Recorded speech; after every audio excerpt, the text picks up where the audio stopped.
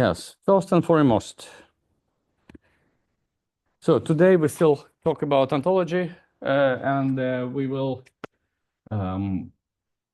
very quickly recapitulate on Sparkle as a query language, and we transition to the logic aspect of OWL-based ontologies. So we looked into reasoning. So what kind of reasoning is possible there?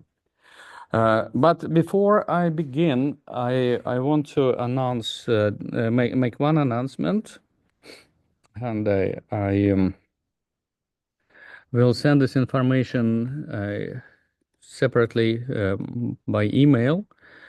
At the department, we have a guest seminar this Thursday, which is directly related to the topic of this class. So it is about knowledge graph enabled scientific data repositories. So it will be given by a visiting professor, and you will have a kind of another perspective on practical usage of knowledge graphs ontologies in the in industrial context. So I encourage you to attend. I will communicate the link to Zoom separately. So again, very quickly, ontological description. What it is? What is it? It is agreement on representation of facts and relationships between these facts, so that you can reason about this knowledge. So it is based on RDF, as we have discovered, and allows to represent complex abstract concepts and their properties and relationships between concepts and relationships between properties. And so what we did last time, we looked at some particular ontology, so how to describe a knowledge of this kind, for example. So you want to represent the following story, that a person works at a company since a certain period. And I will not go through these different details of its implementation in Protégé, so I'd rather jump over to the Sparkle, which allows to retrieve this information. So you know that it isn't it is represented in this knowledge base, and for example, you can create a query. So show me all the employees working at Ericsson since January 1st of January 2017. So like this. And for this, we need two things. So this ontology has to be published.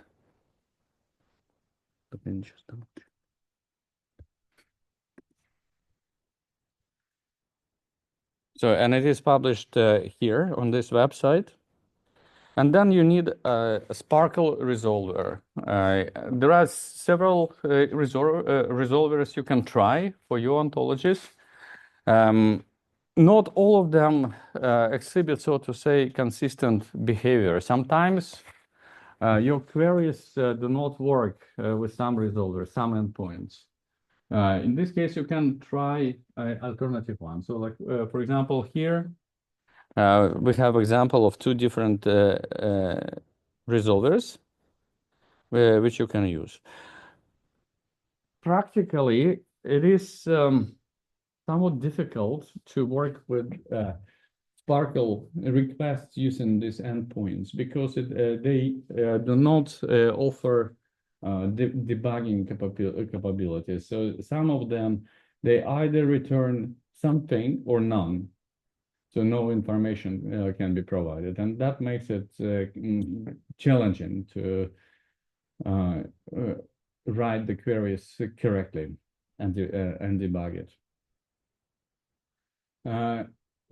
some of the endpoints do not even support or do not support external requests. So, for example, let me just open the concrete resolver, and you will see. So this is the second resolver, sparkle.html from sparkle.org.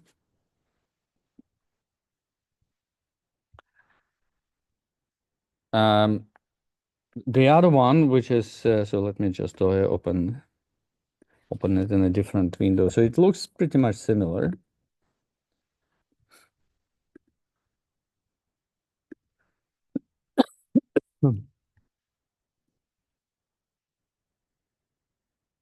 Like this.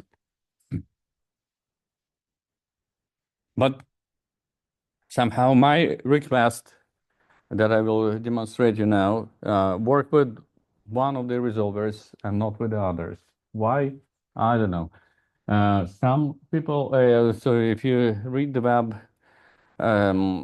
so these public resolvers at some point could stop resolving the external resource, universal resource identifier resolution. So essentially not allowing to download your ontology from external website. But again, practically, so these tools are for trying only. So if you want to seriously work with Sparkle, so there are open implementations of the resolver, so server. So you can, and this server software is the motor behind this demo sites.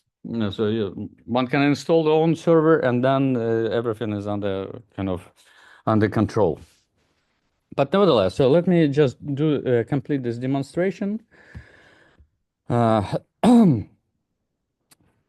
So here, we want to select full names of all employees working for Ericsson and provide information about period of their employment.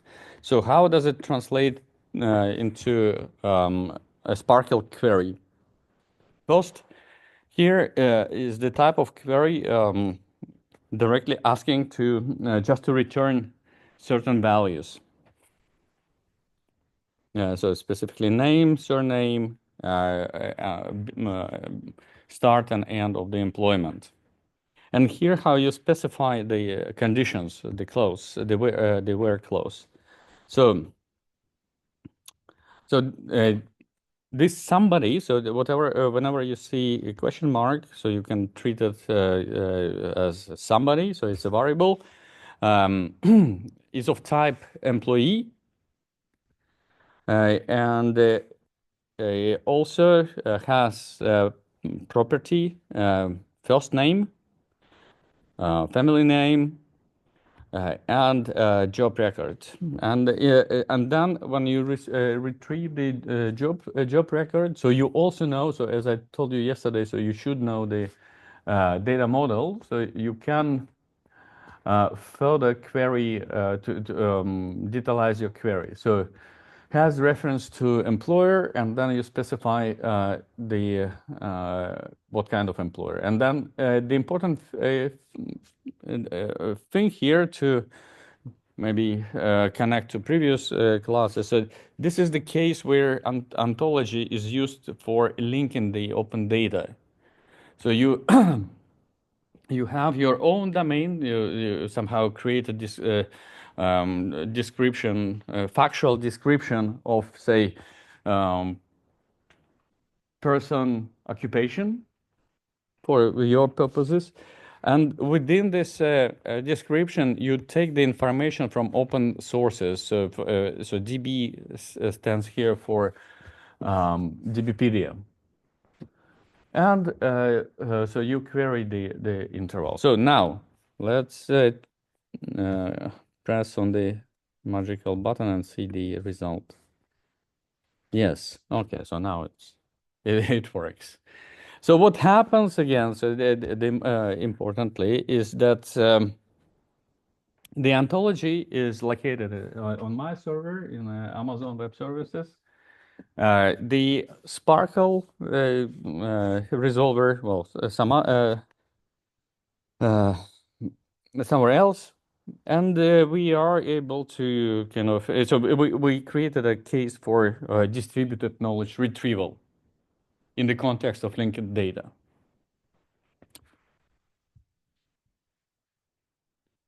So let's select another example. Yeah. You can also do same things within this integrated development environment of Protege. So there is a local resolver there. So let me see. Oh, I need to kill it.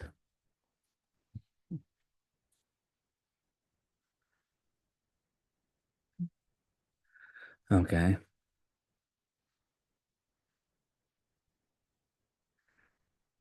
Let me kill it first.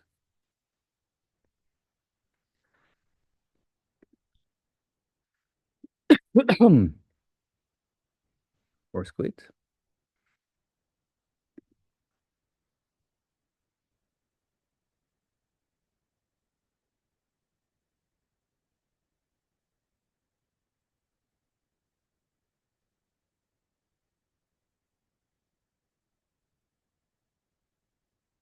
So this is our protege. If you don't see this Sparkle query,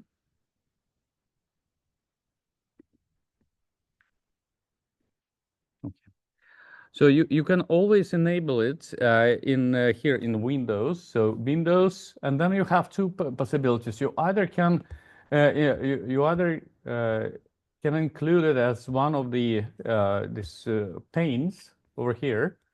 So in this case, you choose View, or as a tab.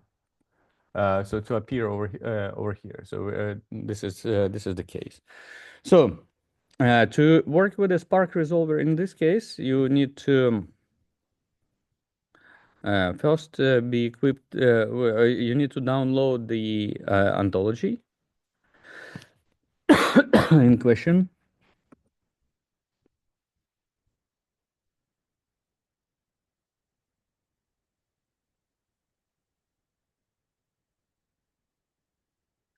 So file, open from URL.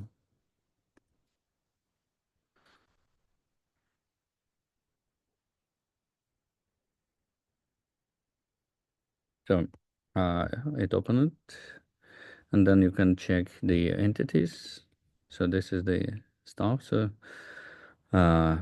person, employee, and here is the target information we are looking for.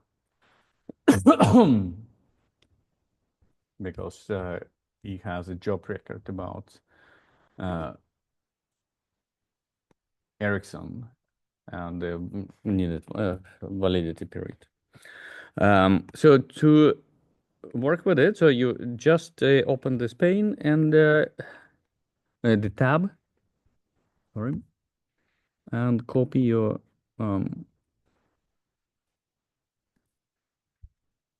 query here. Oh. All right. So yesterday it worked here. Today, oh. So wait. I like this. Let's. Yes. Okay. So it was an extra symbol. So same effect. So you can work with Sparkle from here. Another example, couple of more examples, and then we switch to a different topic.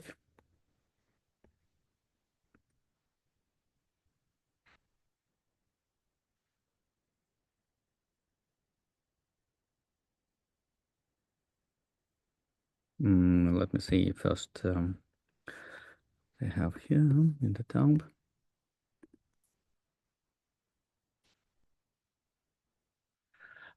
So the next example I want to show is a different type of Sparkle request, which is practically interesting. It's a request which doesn't result in extraction of information, but rather in formatting it as a new ontology. So the interesting thing what you see in here is the following. So you want to construct an ontology. So you're in a proper format. So prefixes and then RDF statements. In the following format, so it's a subject, predicate, object, RDF format. We know that in these ontologies there is information about people, and they one of the properties they have is whether they do have a pet, home animal.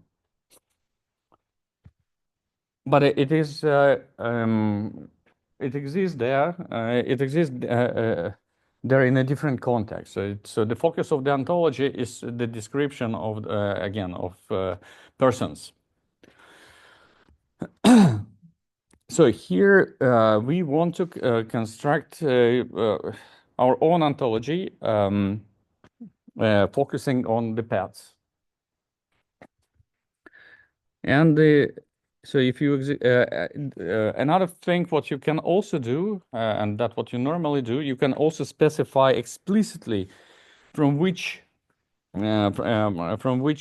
source this ontology should be taken.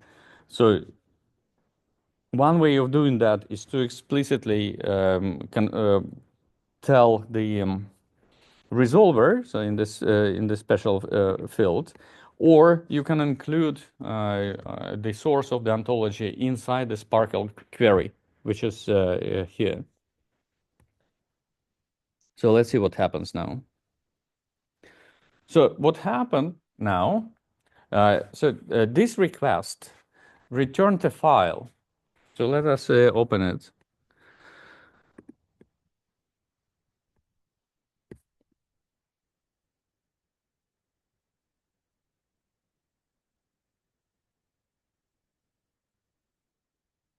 So we can open it with any text editor, or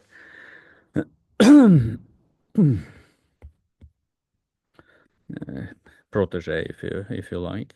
So that's what it returned. So it returned you a proper file with the desired format of the record. So and it just happened that these people like Donald Trump and a Finnish person, so they have Spike and Jerry as pets, and me have Tom as a pet. Right. But again, what we can do. So let me see. We'll take this ontology. We go to protege. We open from URL.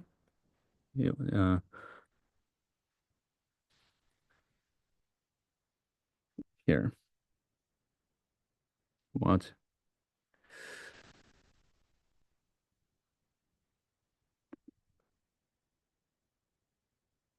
So something is missing here. I mean, the ontology is not fully functioning, but what you can see here again. So we have persons.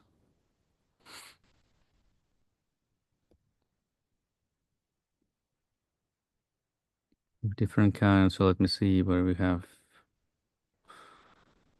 politician, student, teacher. Yeah.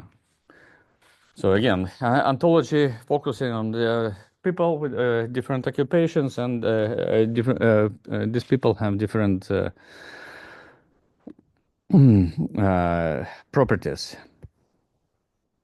So one of them is that I have a pet, and so basically, but the focus of the ontology are people and their occupation. Okay. Let's see the final demo. next, I want to remind you, so that is the Sparkle is the tool to work with many open source data written in or formatted in all language. So one of these very rich knowledge bases is DBpedia. And it has its own resolver. So it won't resolve your queries for external URIs. So, I mean, the queries that I demonstrated previously won't work here. But it is optimized to work with this huge knowledge base of facts on DBpedia.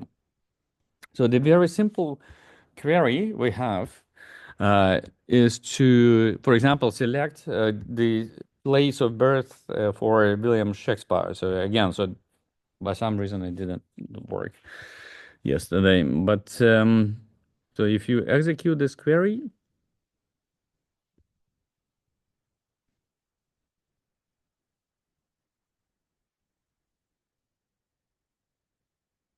so let me see what the query was.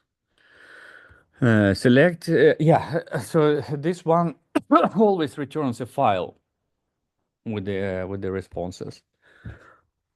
And so this is the result. So the place is this one, Stratford upon Avon. So this is the simplest request. What you can do, yeah, and this is the article itself. And again, so this is the DBpedia version of Wikipedia's information. So it just has, so the data model has this records. Mm-hmm. Yes. Of chaining multiple select queries after each other.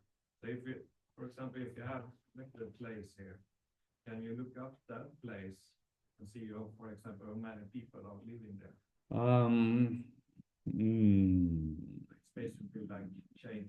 Yeah, it's actually chain of requests. So Yeah. you need to. But if you just make a new query on that. No, you can. But I mean, it will be. I can. I mean, maybe I will not construct this query for you at this moment, but I can. I can show you a little bit how you can think. It is like this. So the principle is similar to this example. So you have in mind what for example, you want to retrieve names of people who live in the same city as Shakespeare was born. Mm. So, and that's what the names are. So it's about constructing the where clause that matters.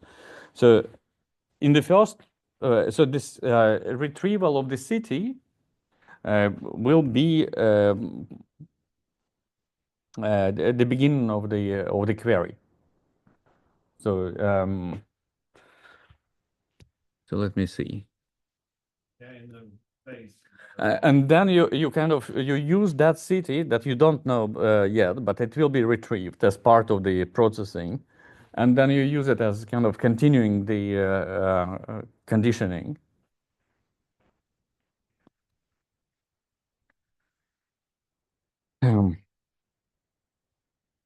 Okay.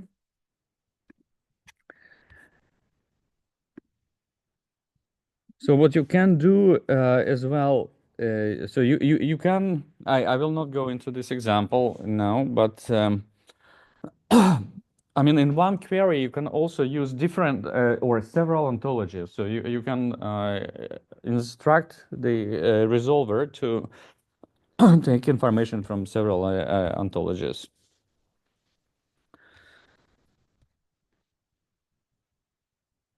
Yes.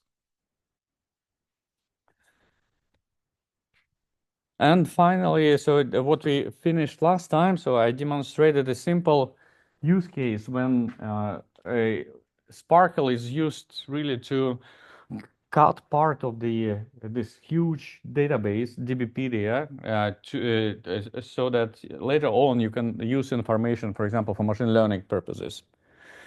But you can do it as I will demonstrate now for purposes of reasoning. So you can retrieve part of the existing ontology, and then you can create rules in a special language that analyzes this ontology and derives new facts. So you can specify new categories to be um, to be derived based on the facts from the downloaded ontology. So, and this brings us to the final topic of this class, which is the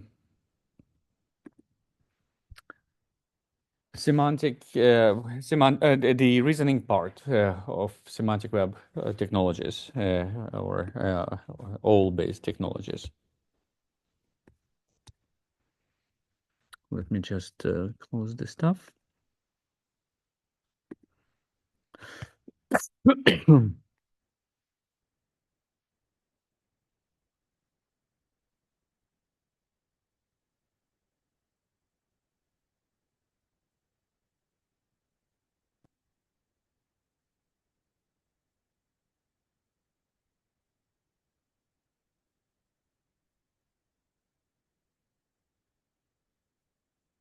So, what did we talk about so far? If you just kind of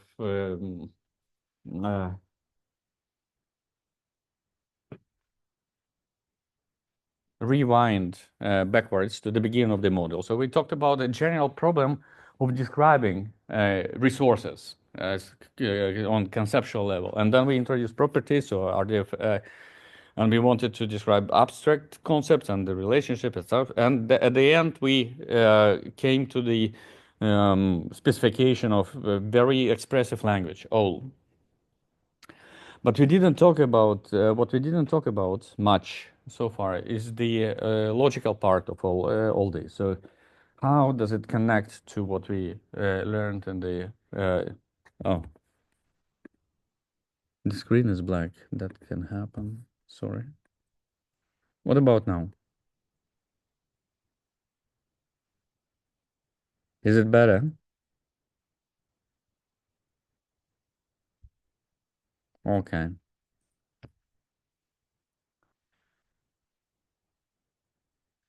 So what we can do with it, with this data, is somewhat more than just retrieving the facts and using the facts for other post-processing purposes. So we can do reasoning about the knowledge represented in the ontologies. The foundation of all based logic, which is also called description logic, is something which is called attributive language with a complement. So it's so ALC is the subset of logic, formal logic language to write logical statements, logical sentences. So in predicate logic part, so we define certain syntaxes, and we use the syntaxes and semantics to present predicates and implement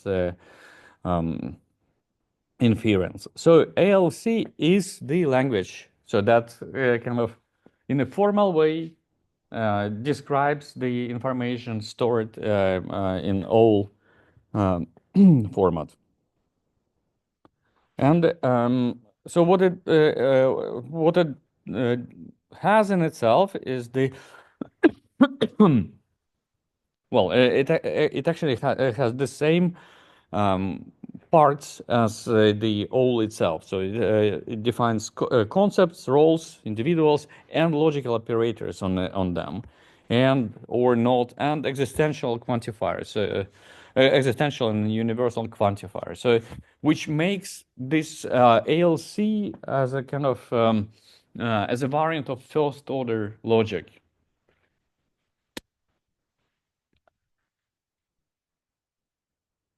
And of course, in this ALC, we can describe atomic concepts and so basic logical constructs, intersection, union, and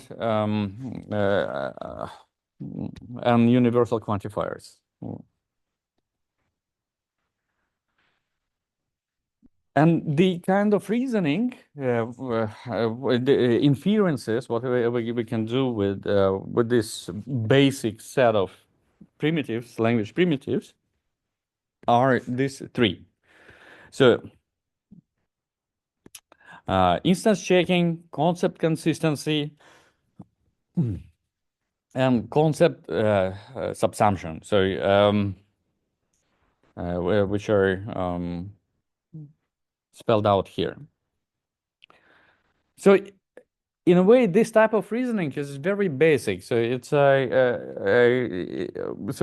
with these basic commands, we more or less check the consistency of the ontological description. So this reasoner goes through your ontology and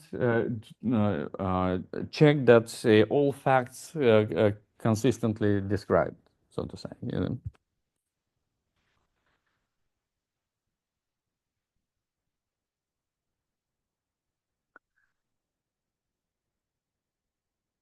So we can, with the quantifiers, we can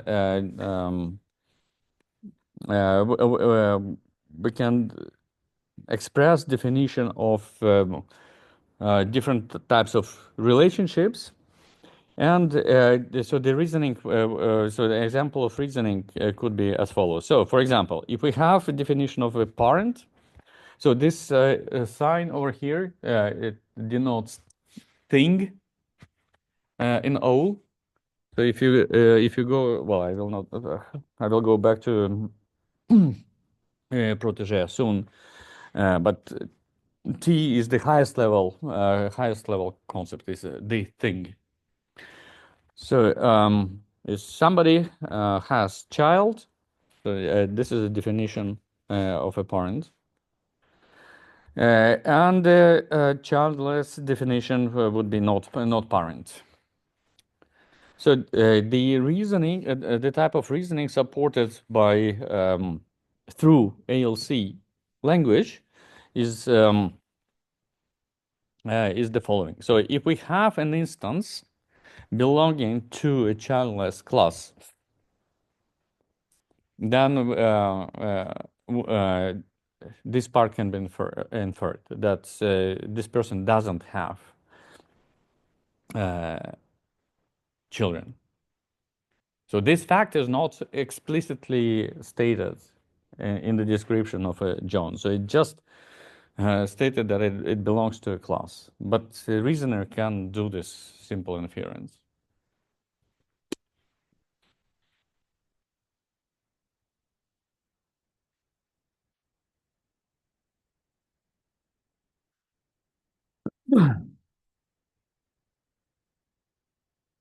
So let us parse this other example. So we have a person and a subclass of a person, which is a student. With the property has a parent.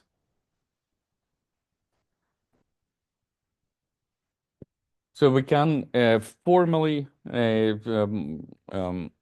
we can formally do these representations in using ALC in this way. So again, so no, at this very moment, just take it as a evidence of treating this otherwise XML written ontology in purely formal logical language and possibility of inference.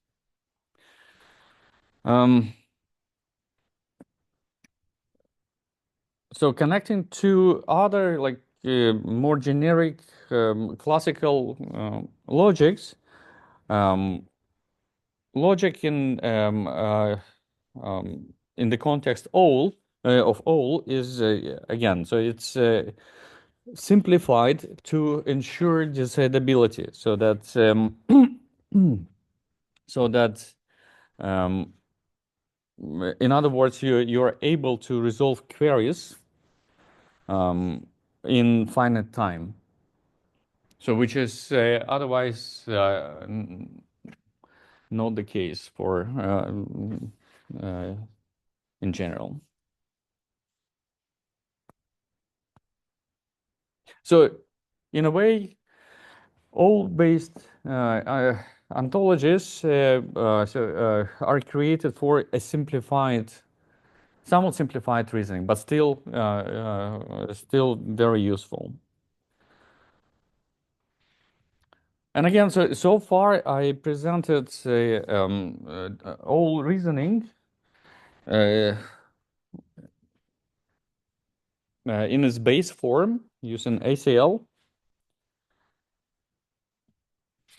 The language itself developed a richer logic forms, which has the well, if you see the literature, it have I mean, it enables different variants of reasoning. So one of so two of the typical variants are encoded by these two words, SHOIN and SROIQ. Again, so this is mainly for information, nothing to not to remember or anything like that.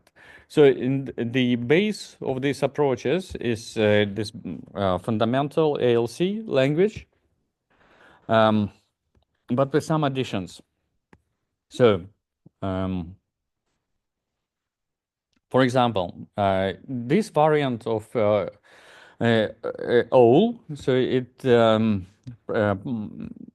it allows to express role hierarchies, inverse roles, number of restrictions, and different data types.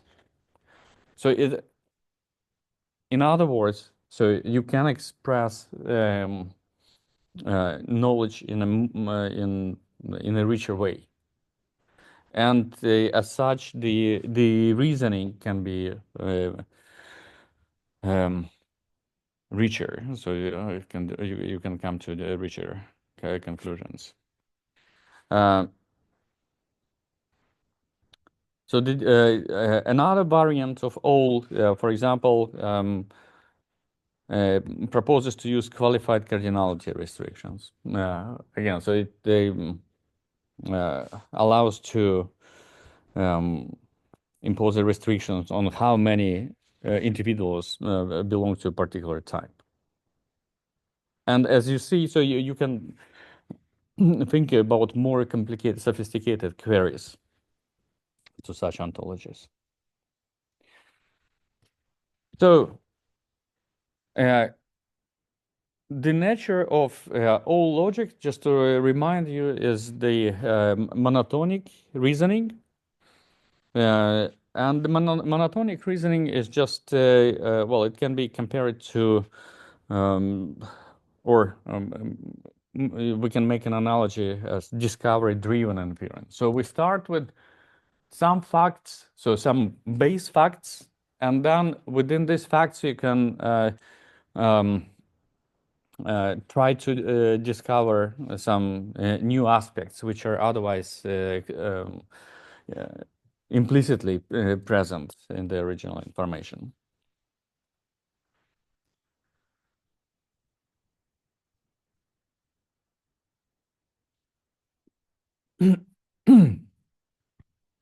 So now talking about reasoning, Here we should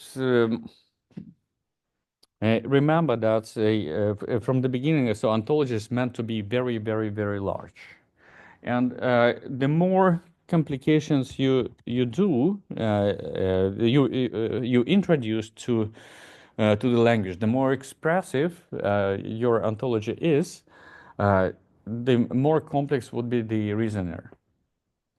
So basically to process a particular request will take more time. And that's why OWL, I mean, you should think of OWL as a kind of overall an umbrella language, which is very powerful and expressive to describe different domains of knowledge. But practically, you need substantially fewer functionalities. So, for example, for faster search, faster retrieval of information. And this is, in all, this is done by defining profiles. So it's a subset of the language that is used to describe knowledge in a particular domain.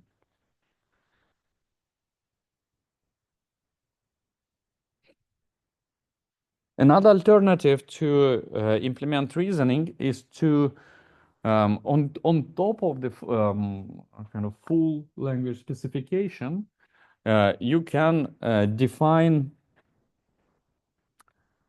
rule-based processing that scans through your knowledge base and derive new facts.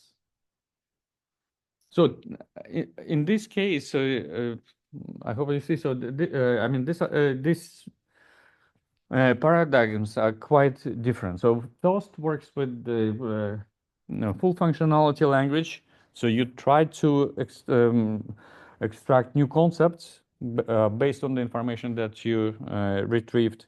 The other one is the other approach is to simplify the language to be suitable for a specific use case. And this is done by profiling.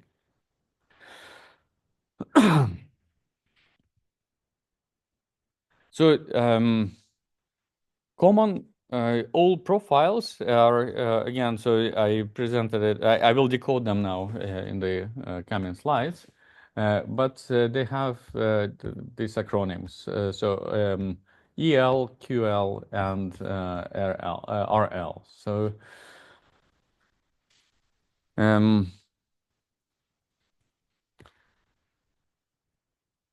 as I said, so each of these profiles is just a subset of all language. So you strip down the unnecessary expressive components just to satisfy specific needs. And this results in a very efficient search. So, for example, we have a large number of classes, and so we want to navigate through them. So one of the example of existing ontologies is SNOMED, so which is used, which is created using this subset of all. So a little bit about, for example, SNOMED. So this should link you to current practical usages of that material that we kind of overviewed in the second part of the course. So if you never heard about this, so let us have a quick look.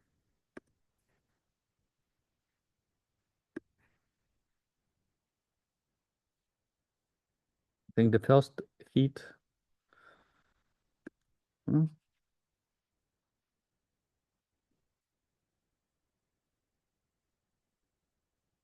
Oh, it's two and oh. No, no, no. Why did it?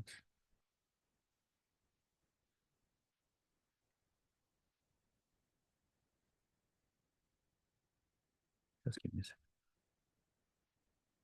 System settings.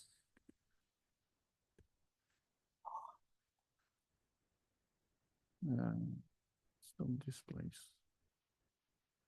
Oh, users.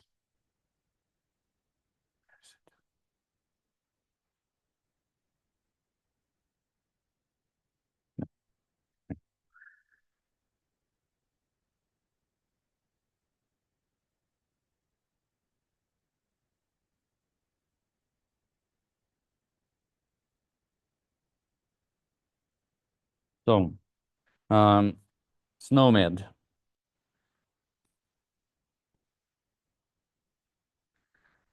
So this is the link to the ontology itself, but if I just so in this different tab, I will just write SNOMED.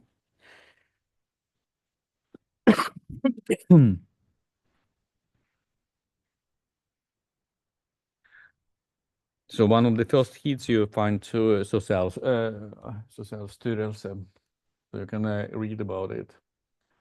So it's a collection, it's a description of all the concepts in biomedicine. So it's used, it is used by doctors in practice, and as such, so this technology and the awareness of these tools is very actual today.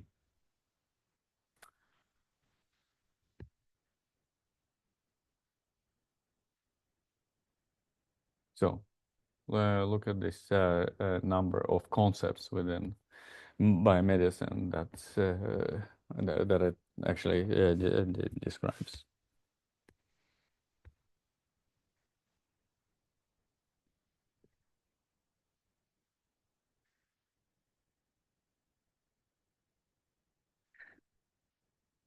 Example of another profile is again description of or the use cases where you need to map relational data, like from the databases to ontologies. And in this case, so only subset, obviously you just need, for such data, you need just a very limited subset of operations to optimize the queries. And finally, one of useful profiles or subsets of all languages is a rule language. So basically, it addresses the use cases where you need if-then rules which facilitate the decision making. And in that domain, so there is developed software that does inferences. I mean, basically searching through the rule-based database efficiently, and this profile is compatible with this engines.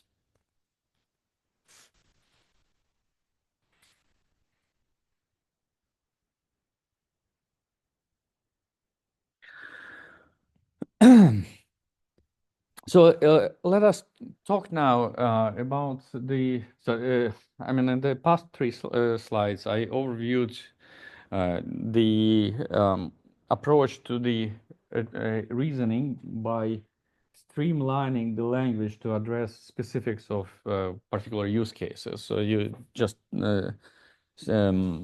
optimize or you use the primitives of the language needed for efficient search in large knowledge bases in particular domains. So the first alternative was about rule-based reasoning. So when you have a knowledge base containing different containing rich information. So again, so just describing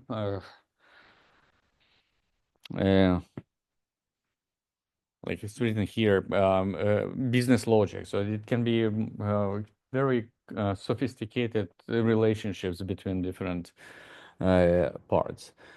And you want, on top of it, so you want to extract the implicitly represented information somehow, and maybe form new categories or new concepts based on the information presented in this knowledge base. And in this case, you need a special tool again to, well, it's a kind of, you can think of it as a query, but it's rather a rule for defining new concepts based on the information. So, in the context of semantic web, so there was an initiative about creating a rule markup language, which aimed at standardizing the inference rules. So it's a language for creating rules. So if this property of that class, of this instance of that class is that, this and that, it belongs to certain new class. So this kind of rules.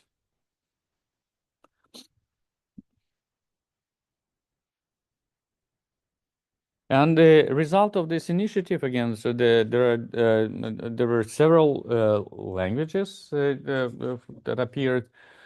One which is used in, for example, in the context of protege, and OWL is a swirl, so which is semantic web rule language. I will not go into kind of tiny details, technical details of this language. I just want, again, to present basic idea and do simple demonstration what you can do with it. So that maybe you can reflect later on and use for your own purposes. So what we will do, we will create rules in this so-called horn clause form, which is essentially like this. So it's a collection of AND statements. So you have logical variables, variable 1 and variable 2 and variable 3, etc. Implies new fact. So simple concept.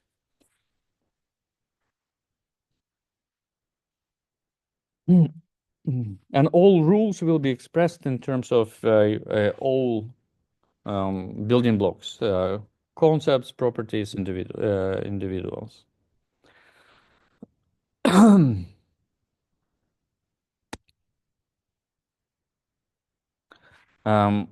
Practically, so if you want to try it out as part of lab 2, so also this reasoning part is optional for lab 2, but it's important that you need to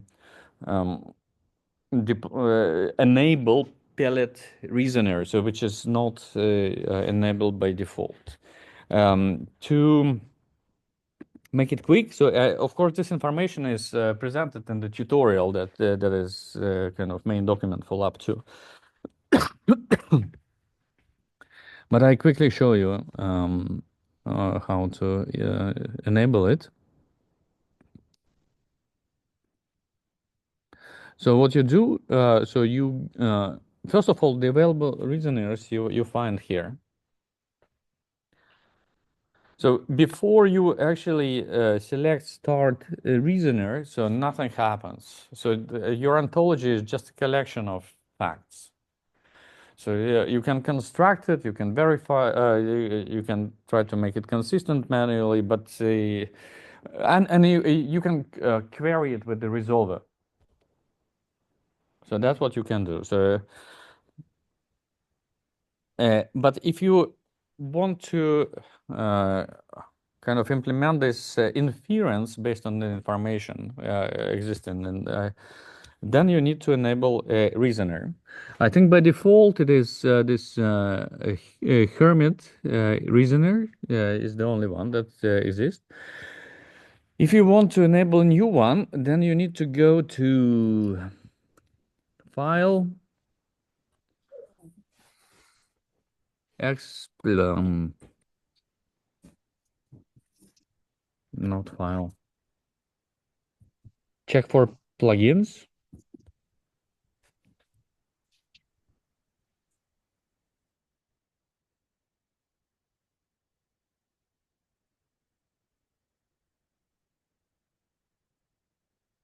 Yes. So then you see this, and then here you choose. Well, now Pellet is installed on my computer, but I mean it will appear as an option here. So you select and download, and then you need to restart Protege to enable it.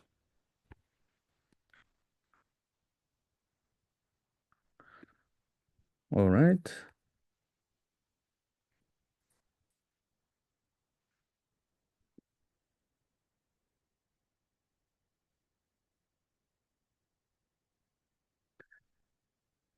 Importantly, uh, so this addition of rules, I mean it's a separate functionality. So it is you who create certain inference rule on top of information that is present in the ontology, and not necessarily that this rules can be executed. So this type of inference is undecidable. It can be undecidable.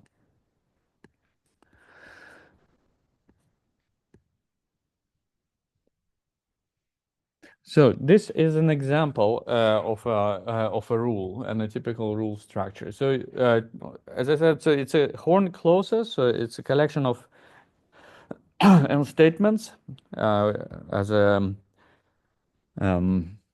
a antecedent and a consequent parts. So, and as I said, so you can interpret it as if then. So if this fact and this concept and this property and that, then infer another concept or another property. Importantly, I mean the property that you infer here, you should insert. It should be inserted in the ontology. So it's not that it will create automatically a record which doesn't exist.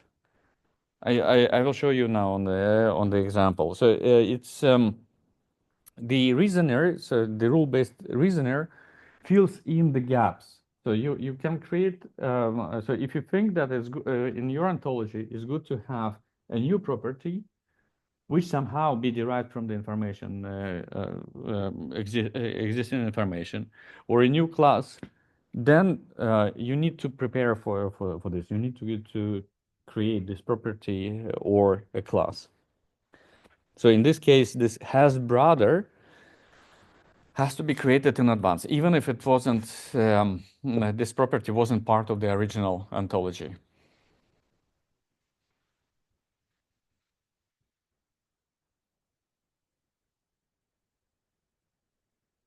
And then again, so you can read more here. So there are tutorials on Spherical rules, but so there is some specific in the way how you specify different operations within the rule. But I guess the best way to see or to have an impression about rule-based reasoning is to see it in action. So again, I hope it will work. So what we will do now, again, we will work with DBpedia, with all the collection of facts about people, individuals.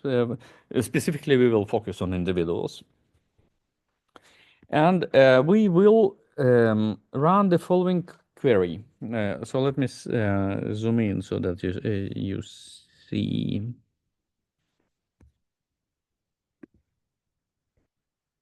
So let us before running. So let me just parse this query. So here we have the header part. So definition of prefixes. So that is nothing weird about it here. So first of all, we know that this is a construct type query. So it means that we ask the resolver to return us a structured information. So that, I mean, we treat it as a local ontology. So basically, we cut a part of this global DBpedia ontology into a very, very tiny subset. And what do we mean here? So you see, in the construct statement, so we had this construct statement before, but in a very simplistic format. So we created one simple rule, so or one simple entry. So here, as you notice, so we describe the entire hierarchy, how we want to have it. First, we define in the new ontology, we want to have a class. Well, person as the highest class, and then so there will be individuals. So this here over here, it's a variable. It can be x. So there will be individuals which are of type person, and then and then we define property. So so we have data type property as the highest class of properties, and weight as a particular subclass of it. Weight and height, right? And so here we give the definition. What so it is we who define these properties. Or we want to have this definition as part of our ontology. So here you can parse it like this. So that's so weight and height are properties, are a subclass of data type property, and also it's a functional property, which is of maybe not very important. And we specify the domain for this property. So for property, so you remember in ontological descriptions, properties belong to separate kind of set of classes, and they include concepts as their domains and the range. Yeah, which is different. Remember from the object-oriented way of representation, where properties are belong to class description. The same goes for height and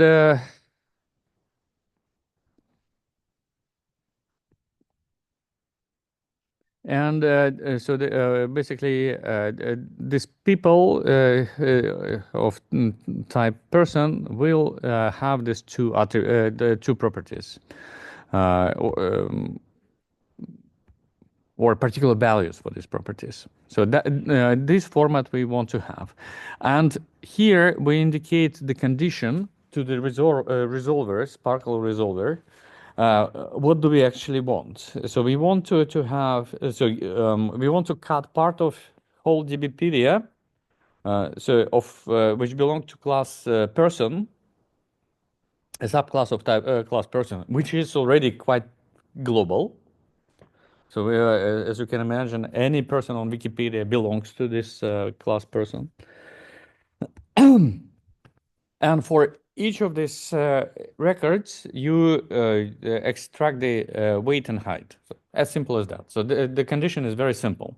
But practically, one need to think beforehand on the size of the output you create. And it is here where we come across this limit keyword for Sparkle query. So you can limit the number of records to a certain value. So now let's go back to the web page and see. No, not that one. So here it is. Let me just zoom in. So I just copied that Sparkle query from slide here to DBpedia endpoint. And so here I indicate that I want to have only 100 entries or 1,000 entries. Because otherwise, I mean, it may hang and then, in the worst case, it wouldn't return you anything. So if you run now this query, and then it's important that, I mean, later on we want to use this ontology within the protege. So in this case, the format in which we want to return it is none of these ones, but rather RDF XML. So we execute this query, and now let's open it. And see what did it return us. So this is the thing, the highest level entry point, so to say, for the concepts. And this is the person that we defined, and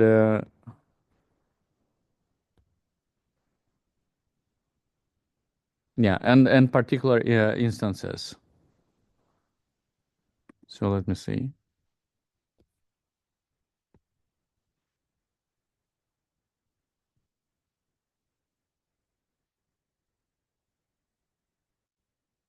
I'm just wondering if we have weight somewhere. Height, I see. I don't know. Let me, yeah. Let me see. I have prepared beforehand this anthology. Let me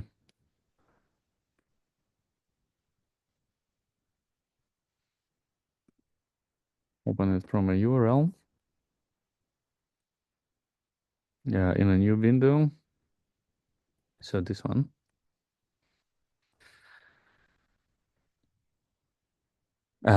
So I created a larger one, so with 1,000 entries basically. So let me again check what's going on here.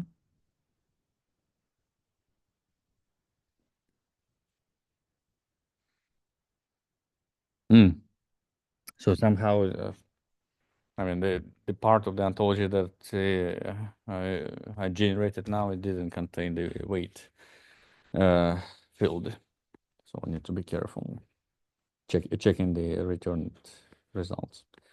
What I want to show you now is the kind of reasoning you can do on this information. So again, so I want to go back to classes. The anthology which I downloaded, so these entries over here, individuals, they all exist under the person class. So it's a subclass of it's individuals of class person. This slim person, it's a class that defined by myself. So it didn't exist initially. And let me also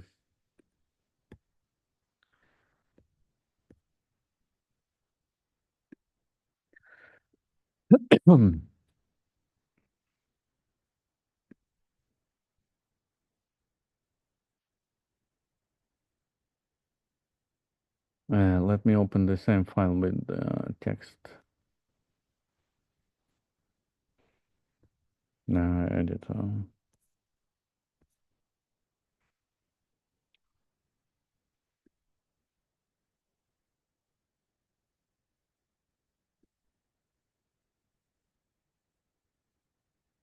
Yeah, so then this is the file for the broken ontology without weight.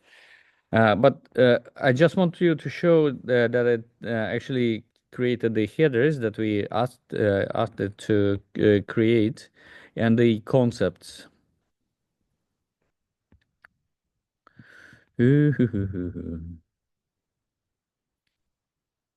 So this is the high-level definition, the only high-level definition. So it's a person, which is the highest level class that we defined in the request.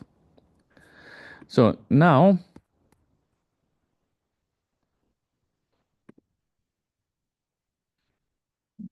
I want to go back, and so here I created or pre-recorded a rule that can be run on top of the downloaded ontology. So the swirl rule. So what do we say here?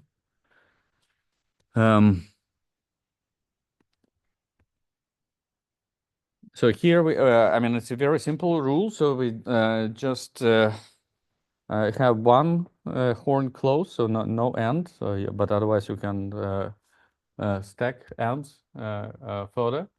So what we say that if weight of a person is less than or equal to, well, I guess it's in grams. I think the format is in grams. Then so you put it in the new category. So now let's hope that the reasoner works. So let me see again. So what is so now so this category is empty. So I created it beforehand. Reasoner, start reasoner. So something happened, and we go back. So basically, again, so functionally, we did a kind of filtering stuff, but we did it. I mean, what we actually create. I mean, we did a little bit more than that. We created a new category that didn't exist before, and populated it with the information based on the existing knowledge that we originally fetched from the open source.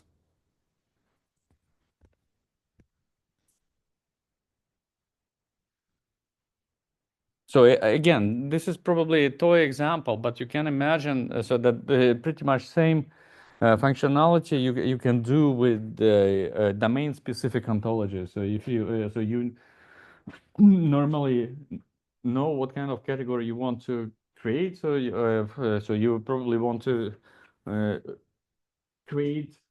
So you're talking about medical ontologies. You want to create um, a new category of people with specific disease that is defined by combination of facts.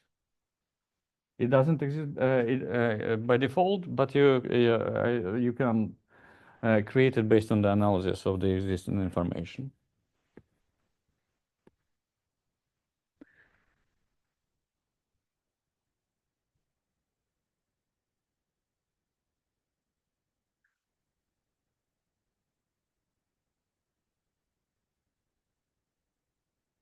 And then you can stack, you can develop a very sophisticated set of rules that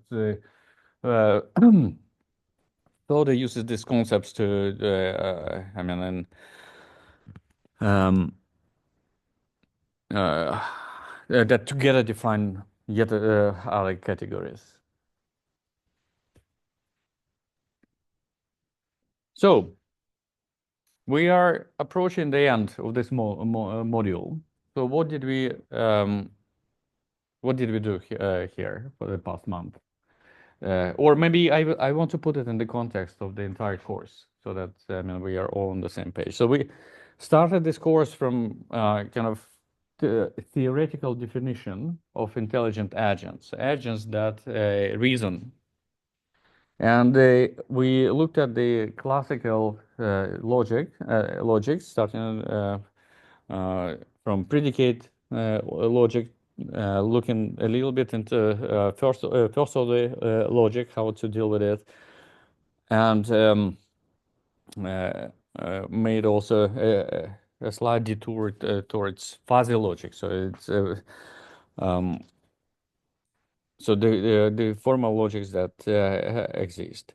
And then in the second half of the course, we talked about kind of practical use case or a case study, rather to say, a case study where we want to deal with the very heterogeneous information and we want to represent it in a standardized way. So knowledge representation, and we want to manage it. And this case study, I mean, is an existing technology. It never, well, it didn't survive as a technology, but it left behind itself a set of very useful tools and ontological descriptions that that are practically used nowadays in many concepts, in medical context, many contexts, medical, industrial, etc. And that's why it's so we went through the main aspects of how we approach creating such or describing such knowledge that is shareable and functional in a global context. And the global context is really global, so on the scale of the internet.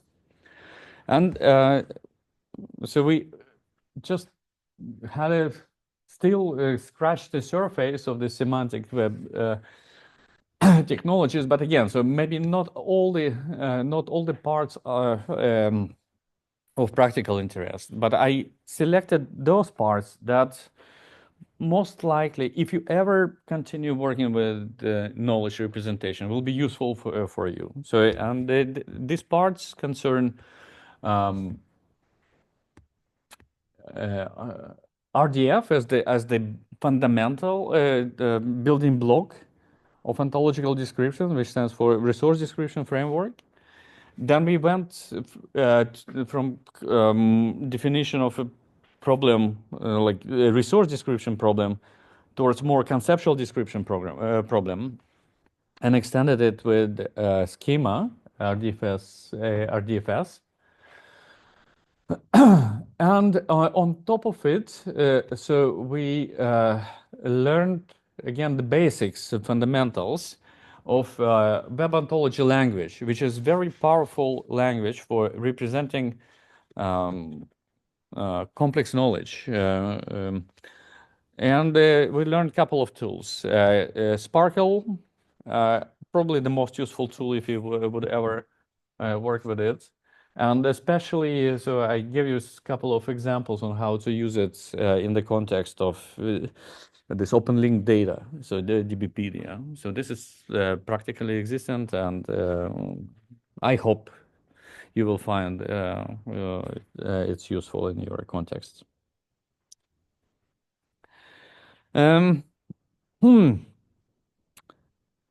Just to summarize this last module, I prepared some discussion slides about where this development is going. So all exists, so it's standardized, it's still being under development. Maybe it's not, again, so super popular in terms of uses language, but definitely it's usable and useful. So one of the advantages of OWL and knowledge representation of knowledge, for example, knowledge graphs, is its role in combination with learning techniques. So I mean, this part we didn't, we looked at on this very toy example yesterday. So when we built this simple regression model, of course, there can be more sophisticated use cases. So I can share I was really kind of positively impressed by a demonstration from my colleagues at University of California, Irvine, in LA. They demonstrated me a system which probably I mentioned it about I told you about it, but it's a system for analyzing the video stream and predicting certain events. So, for example, shoplifting or event of aggression against policemen. So what did they do? So they extracted the structured knowledge from, well, ChatGPT is really good for it. So like describing a situation, so you can try yourself. So how you describe a situation of shoplifting. So then, it can generate you some typical situational events that do that. Then you can say, okay, so represent this information as a knowledge graph. So it will represent as a knowledge graph. Then, this is not connected to OWL. So I mean, you can, and later on, you can work with the knowledge graph pretty much directly. So you can try to encode it into some suitable format. But what they did, they married together this graph representation of the situation with a transformer-based deep learning network, so that analyzes the objects on a video frame, and then they have this running prediction, a score. So to what extent the current situation corresponds to the event of shoplifting. So kind of matching what is the objects detected on the scene with the knowledge graph labels. And that's what I mean by integration. So this is more advanced way of integrating with learning. So it's more about really kind of creating very capable AI systems.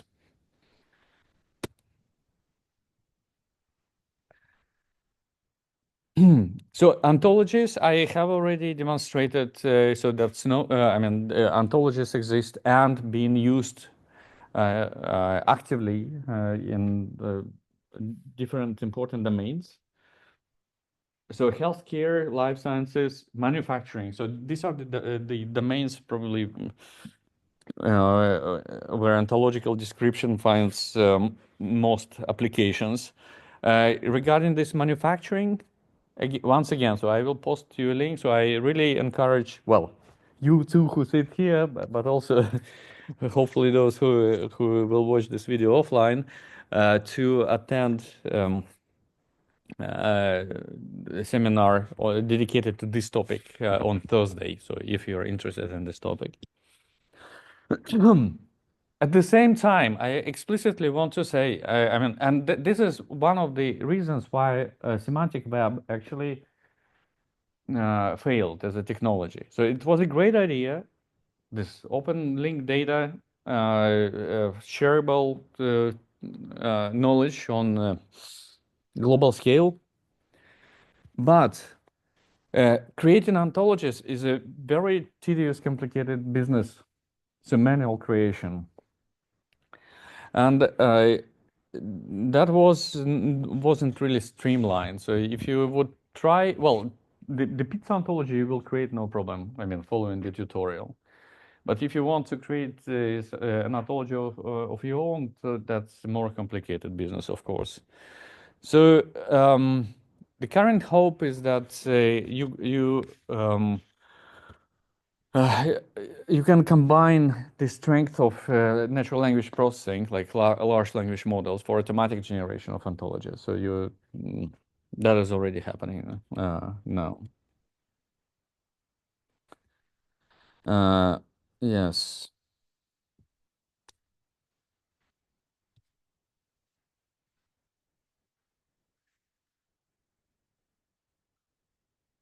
So, and by this I probably want to finish. So what is the future? Well, again, so you still need standardization. And whether all will become all will remain the standard language for describing ontologies, or it will be something different. This I don't know. But again, as a case study, this is a perfect example of a language for representing and managing knowledge. So that is it. So let's end now. And I think, yes, you will have quiz on the second part. The rules are pretty much same as for quiz one. And Monday. It's Monday. Coming Monday. Yes, yes, this Monday, yes.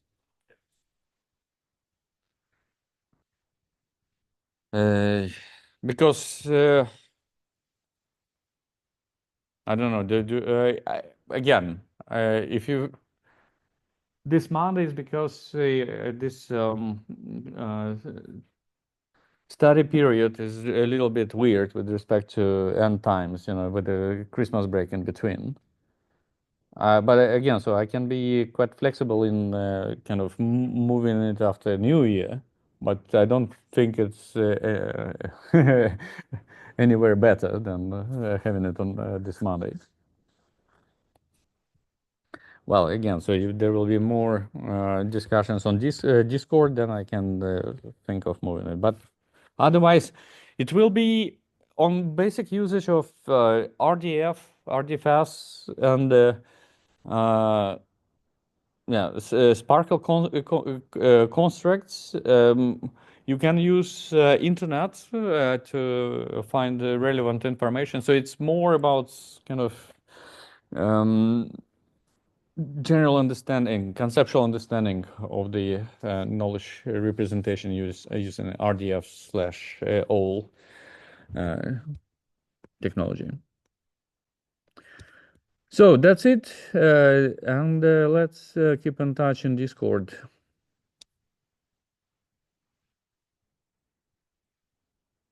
So see you in Zoom.